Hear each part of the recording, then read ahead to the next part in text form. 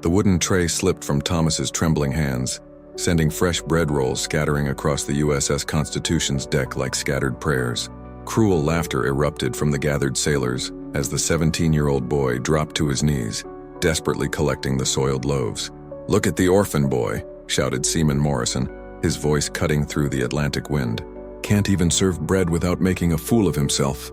Thomas's face burned with shame as he crawled between the legs of mocking sailors, their boots deliberately kicking the bread just out of his reach. His threadbare uniform, 2 sizes too large and patched with mismatched fabric, hung on his thin frame like a costume meant for someone else entirely. "Maybe we should throw him overboard with the breadcrumbs," another voice called out, triggering another wave of harsh laughter. The boy's hands shook as he gathered the last roll, his knuckles white against the dark wood. Inside his chest, his heart hammered with a familiar mixture of humiliation and burning determination. They didn't know. None of them knew the truth that kept him awake at night, clutching the only possession that mattered, a faded letter hidden beneath his thin mattress. "Pathetic," muttered Bosun Fletcher, spitting tobacco juice that splattered dangerously close to Thomas's fingers. "Should have left you at the orphanage where you belong." Thomas rose slowly, his legs unsteady on the rolling deck. The year was 1814, and the War of 1812 still raged across American waters. Every man aboard this frigate had earned his place through skill, courage, or connections. Thomas had earned his through desperation and a lie about his age. The truth was, he didn't belong here. Not among these hardened sailors who'd seen battle and bloodshed. Not on this legendary ship that had earned the nickname Old Ironsides through victories that would be remembered for generations. He was just an orphan from Boston's docks, thin and weak, with soft hands that had never known real work until 3 months ago. But something deeper burned in Thomas's chest as he watched the sailors return to their duties, still chuckling at his expense. A secret that would have silenced their laughter instantly, if only he could prove it. The ship's bell rang 8 times, marking the end of the afternoon watch. Thomas hurried below deck, his feet knowing every creak and groan of the ancient wood. The lower deck smelled of tar, gunpowder, and unwashed bodies. In the cramped galley, Cook Williams barely glanced up from his stew pot. "Clean up that mess topside and get back here," the cook grunted. "Admiral's dining with the captain tonight, needs proper service, not your fumbling." Thomas nodded silently, though his stomach twisted at the mention of Admiral Harrison.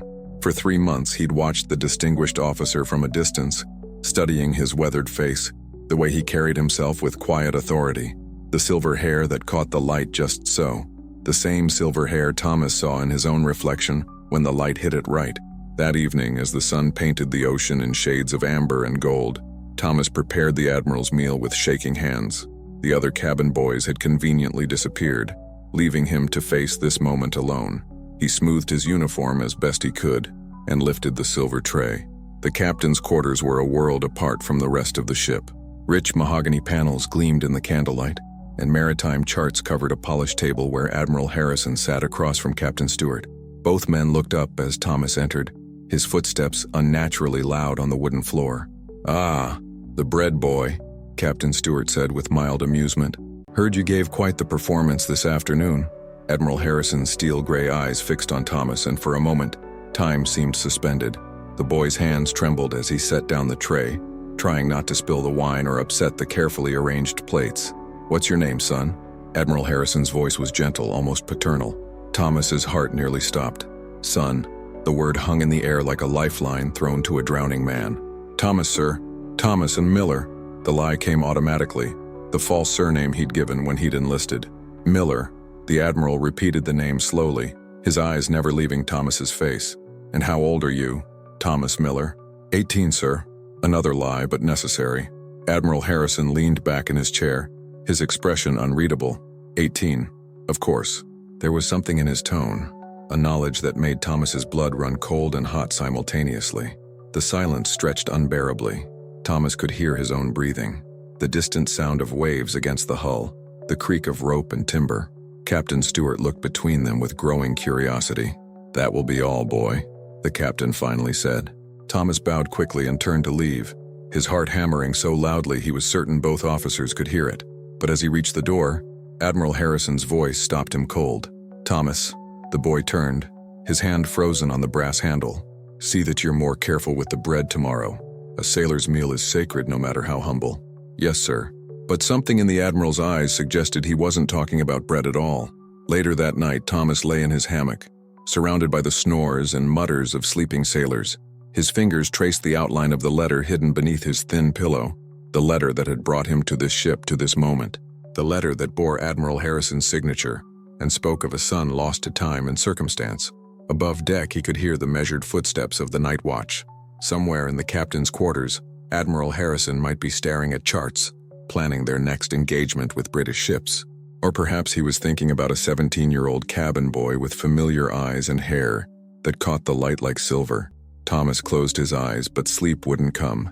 Tomorrow would bring new humiliations, new laughter from the crew who saw him as nothing more than a clumsy orphan. But tonight, for the first time in 3 months, hope flickered in his chest like a candle flame refusing to die. The Admiral had called him son. The question was, did he know why those words felt like coming home? As the ship cut through dark waters toward an uncertain dawn, Thomas clutched his secret closer and wondered if tomorrow would bring answers, or if it would shatter the only dream he had left. In the distance, storm clouds gathered on the horizon, and somewhere in the captain's quarters, Admiral Harrison stared at a small portrait he'd kept hidden for 17 long years. Dawn broke gray and threatening over the Atlantic, matching the storm brewing in Thomas's chest. He'd barely slept, haunted by the Admiral's voice calling him son, and the weight of the letter pressed against his ribs where he'd hidden it beneath his shirt. The morning watch found him scrubbing the deck with unusual vigor, trying to work out the nervous energy that had kept him tossing in his hammock. Other sailors moved around him like he was invisible, the usual treatment for the ship's lowest-ranking member. "Boys finally learning to work," muttered Seaman Morrison, stepping deliberately close to Thomas's bucket. Maybe yesterday's shame did him some good. Thomas kept his head down, his brush moving in steady circles across the weathered planks. But his mind wasn't on the cleaning. It was on the moment when Admiral Harrison's eyes had searched his face, as if looking for something familiar, as if seeing a ghost. Thomas Miller. The sharp call made him jump. Bosun Fletcher stood at the top of the companionway, his scarred face twisted in its perpetual scowl. "Admiral wants his breakfast served. Try not to spill it on his uniform this time." The other sailors snickered, but Thomas barely heard them. His heart hammered as he made his way to the galley where Cook Williams had prepared a simple but elegant meal. Salt pork, hardtack, and precious coffee that officers hoarded like gold. "Don't you dare embarrass this ship," the cook warned, settling the tray into Thomas's hands. Admiral Harrison's got the ear of the Navy Department. One word from him could see us all flogged. Thomas nodded, though his throat felt too tight to speak. As he climbed toward the officers' quarters, each step felt like walking toward his destiny. The letter crinkled softly against his chest with each movement, a paper heartbeat matching his own. He knocked softly on the Admiral's door. "Enter." Admiral Harrison sat alone at a small table, morning light streaming through the stern windows behind him. He was younger than Thomas had expected, perhaps 50, with silver threading through hair that had once been dark brown, the same shade Thomas saw in his own reflection. "Ah, Thomas." The Admiral's voice carried a warmth that made the boy's chest tighten. "Set it here, please." As Thomas arranged the dishes, he felt those penetrating gray eyes studying his every movement. His hands shook slightly as he poured the coffee, the liquid steaming in the cool morning air. "Tell me about Boston," Admiral Harrison said suddenly. Thomas nearly dropped the pot. "Sir, your accent. Boston born and bred, unless I'm mistaken." The Admiral took a sip of coffee, never taking his eyes off Thomas's face. "What part of the city?" The docks, sir, near the harbor." Thomas's voice came out as barely a whisper. "Ah, hard life there for a boy alone."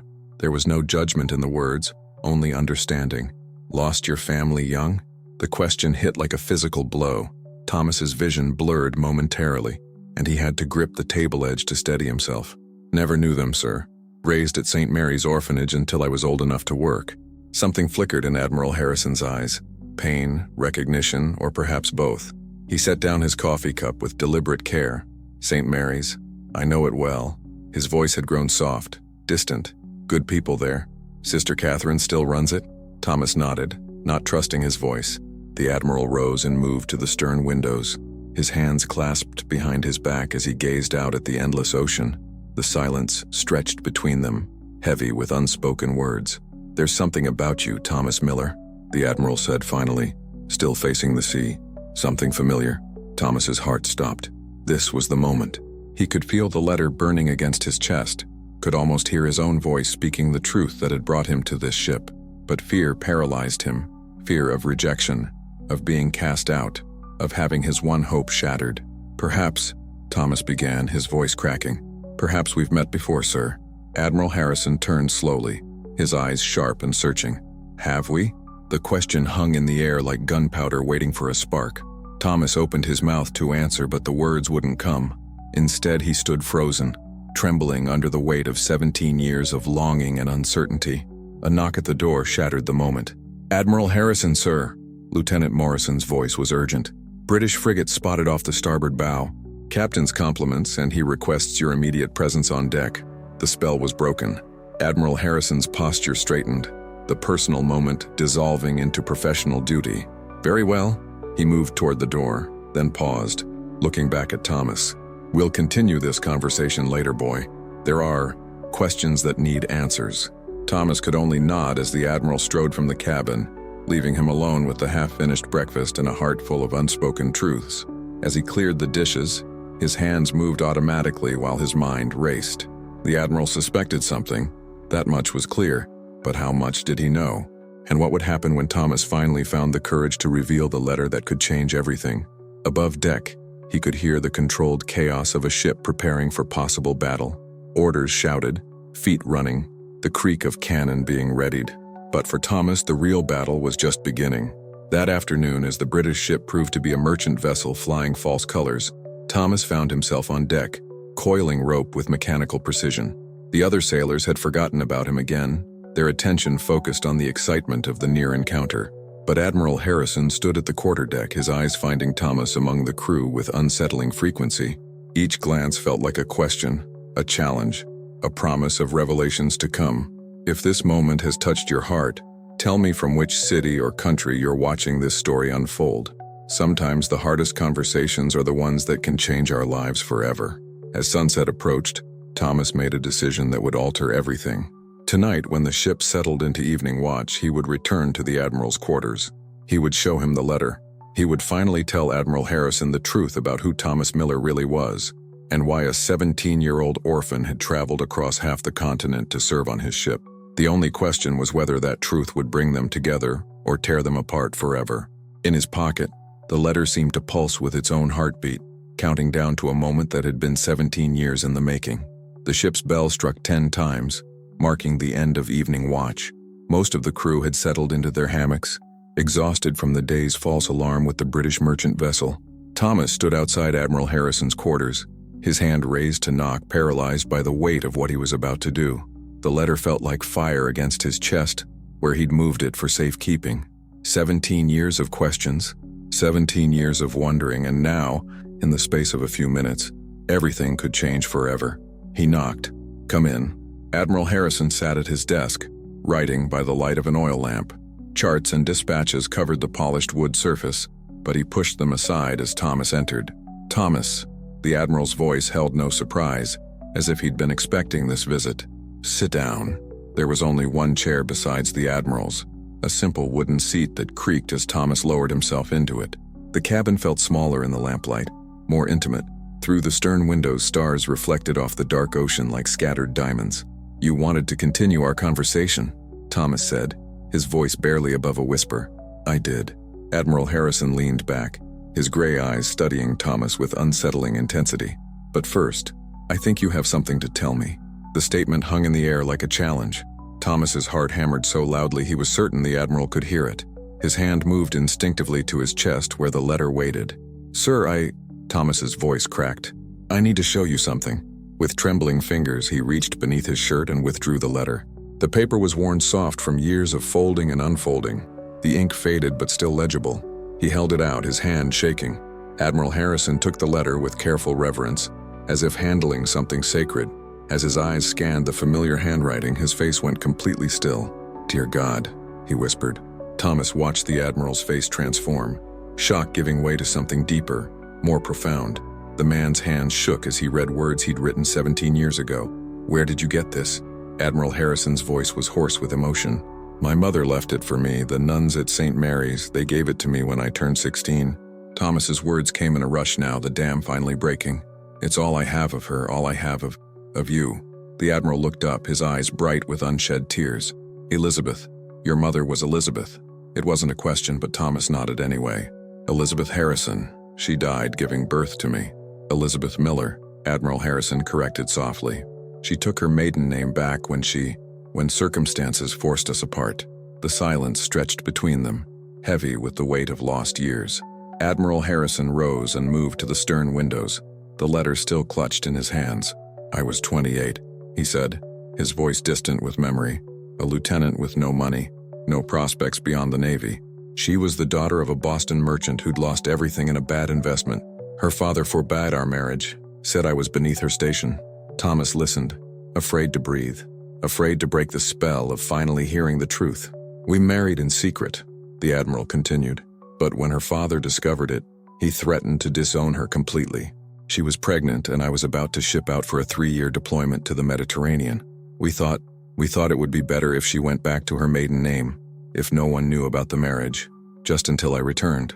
But you didn't return in time, Thomas said quietly. Admiral Harrison's shoulders sagged. Pirates off the Barbary coast. I was captured, held for ransom for 2 years. By the time I escaped and made it back to Boston, his voice broke. She was gone, dead in childbirth, they told me. And the baby, my son, he'd died with her. The nuns lied. Thomas stood, his legs unsteady. They told everyone I died to protect me from scandal. An admiral's bastard son. It would have ruined both our reputations. Admiral Harrison turned and Thomas saw tears streaming down the weathered face. All these years I thought you were dead. I carried that guilt, that failure to protect you both. I'm not dead. Thomas's voice was stronger now, more certain. I'm here. I found you. The Admiral crossed the cabin in 3 quick strides and pulled Thomas into his arms. The boy collapsed against his father's chest. 17 years of longing and loss pouring out in silent sobs. My son, Admiral Harrison whispered into Thomas's hair. My boy, you're alive. They held each other as the ship rocked gently on the night swells, 2 souls finally finding their way home. The letter fluttered to the deck, its purpose finally fulfilled after so many years of waiting. I knew, Admiral Harrison said finally, his voice rough with emotion. From the moment I saw you, something stirred in my memory. You have her eyes, but my stubborn chin. Thomas laughed through his tears. I've been watching you for months, trying to work up the courage to tell you. The other sailors, they don't know who I really am. They will. Admiral Harrison held his son at arm's length, his hands gripping Thomas's shoulders. Thomas Harrison, that's your real name, isn't it? Yes, sir. The name felt strange and wonderful on his tongue. No more sir between us. Not when we're alone. Admiral Harrison's smile was radiant through his tears. You're my son. You're home. If you want more stories like this one that touch the deepest parts of the human heart, tap that red subscribe button. It's free, and it helps me keep bringing you stories that I know will move your soul the way this moment has moved mine. But even as father and son embraced, footsteps echoed in the corridor outside. Heavy boots, moving with purpose. Someone was coming. Someone who might not understand the miracle that had just unfolded in the Admiral's quarters. Admiral Harrison heard them too. His face grew serious as he quickly retrieved the letter from the deck. Thomas, listen carefully, he said, his voice urgent but loving. What happens next won't be easy. The Navy has strict rules about family members serving together. If Captain Stewart learns you're my son, the footsteps stopped outside the door. Admiral Harrison, sir? It was the captain's voice. I need to speak with you about tomorrow's orders. Thomas and his father locked eyes, both understanding that their newfound joy was about to face its first test. The truth that had set them free might now become the very thing that tore them apart. Admiral Harrison moved to answer the door, but not before gripping his son's hand one more time. Whatever happens, he whispered, remember that I love you. I've always loved you, even when I thought you were lost forever. The knock came again, more insistent. Coming, Captain, Admiral Harrison called out, his voice steady despite the storm of emotion in his eyes. As he reached for the door handle, Thomas realized their problems were just beginning. Admiral Harrison opened the door to find Captain Stewart standing in the corridor, his weathered face grave in the lamplight. Behind him stood Lieutenant Morrison and Boatswain Fletcher, their expressions unreadable. Admiral, Captain Stewart said, his eyes flicking to Thomas before settling back on his superior officer. We need to discuss the boy. Thomas felt his heart sink. Somehow they knew. The secret that had taken 17 years to reveal was about to be exposed after mere minutes. What about him? Admiral Harrison's voice was carefully neutral, but Thomas could see the tension in his father's shoulders. "There's been talk among the crew," Captain Stewart said, stepping into the cabin uninvited, "about your special attention to the cabin boy. It's causing unrest." Thomas wanted to disappear into the deck planks. This was exactly what he'd feared, that their reunion would destroy his father's reputation and career. "The men think he's receiving favored treatment," Lieutenant Morrison added, his voice carrying a hint of disdain, "while better sailors go unnoticed." Admiral Harrison closed the door behind them, his jaw set with determination. Thomas watched his father's face, seeing the calculation in those gray eyes, the same analytical mind that had won battles and earned promotions, now working to protect them both. "Gentlemen," Admiral Harrison said slowly, "you're absolutely right."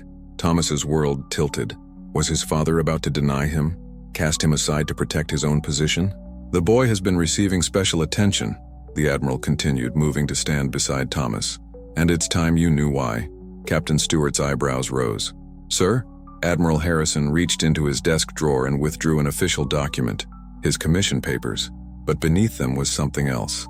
A small portrait in a silver frame, the same one Thomas had glimpsed that first night. "This is Elizabeth Miller," Admiral Harrison said, holding up the portrait. "Thomas's mother, and my wife." The silence in the cabin was deafening.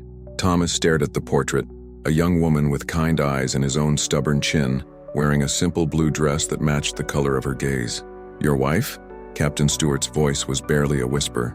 "We married in secret in 1797, Admiral Harrison explained, his voice growing stronger with each word. "Her father forbade the match, and I was shipping out for the Mediterranean. We thought it would be temporary, a precaution until I could establish myself and provide properly for her." Lieutenant Morrison shifted uncomfortably. "Sir, the regulations be damned," Admiral Harrison's voice thundered through the cabin. "I was captured by Barbary pirates for 2 years. When I returned, I was told both my wife and child had died in childbirth. I carried that grief for 17 years, blaming myself for their deaths." Thomas watched his father's face transform as he spoke, seeing the young lieutenant he'd once been, passionate, protective, unafraid to challenge authority when it mattered. 3 days ago," Admiral Harrison continued, "this boy showed me a letter I wrote to Elizabeth when she was carrying our child. The nuns at St. Mary's had told everyone the baby died to protect us both from scandal. They raised my son as an orphan rather than burden him with the shame of illegitimate birth." Captain Stewart's stern expression had softened into something approaching wonder. "He's truly your son?" "He's truly my son." Admiral Harrison's hand settled on Thomas's shoulder, solid and protective. "And I'll not lose him again to naval regulations or propriety." Boatswain Fletcher, who had remained silent throughout the exchange, suddenly stepped forward. "Permission to speak, sir?" "Granted. I've served under you for 8 years, Admiral. Seen you lead men through storms and battles that would break lesser officers." Fletcher's scarred face was serious but respectful. "If you say this boy is your blood, that's good enough for me." Thomas felt tears prick his eyes. He'd expected condemnation, disgrace, separation from his father. Instead, he was witnessing something extraordinary. Captain Stewart studied the portrait, then looked at Thomas with new eyes. "The resemblance is unmistakable now that I know to look for it. Same jawline, same way of standing when nervous." "What do you recommend, Captain?" Admiral Harrison asked. "Regulations state that family members cannot serve in the same command. Regulations also state that exceptional circumstances require exceptional solutions," Captain Stewart replied thoughtfully. "The boy could be transferred to another ship when we reach port, but until then," he paused, seeming to weigh his words carefully. "Until then?" Admiral Harrison prompted. "Until then, he serves as your personal aide. It's a legitimate position that would explain the attention he receives." Captain Stewart's eyes twinkled with something that might have been amusement. "And it would give you time to train him properly, as an officer should be trained." Thomas's breath caught. "Officer? You're an admiral's son," Lieutenant Morrison said, his earlier disdain replaced by grudging respect. "With proper training and education, you could sit for midshipman's examination within 2 years." Admiral Harrison's smile was radiant. "What do you say, Thomas? Ready to earn your place on merit instead of charity?" Thomas looked around the cabin at these men who could have destroyed his dreams with a single word to the wrong superior. Instead, they were offering him a future he'd never dared imagine. "Yes, sir," he said, his voice strong and clear. "I'm ready." "Then it's settled," Captain Stewart declared. "As far as the crew is concerned, young Thomas has been promoted to Admiral's aide due to his Potential. The slight emphasis on the last word made it clear that the truth would remain among them. As the officers filed out of the cabin, each nodding respectfully to Thomas as they passed, Admiral Harrison closed the door and turned to his son. "It won't be easy," he warned. "The standards for an admiral's son will be higher than for anyone else aboard this ship." "I understand," Thomas replied. "I want to earn my place. I want to make you proud." Admiral Harrison pulled his son into another embrace, this one fierce with pride and possibility. "You already have," he whispered, "just by surviving, just by finding your way home." Outside, dawn was breaking over the Atlantic, painting the sky in shades of gold and promise. Thomas Harrison, no longer Miller, no longer an orphan, stood beside his father and watched the sun rise on a future he'd never dared dream possible. The cabin boy who'd been mocked for dropping bread had become an admiral's aide. The orphan who'd known only rejection had found his father's love.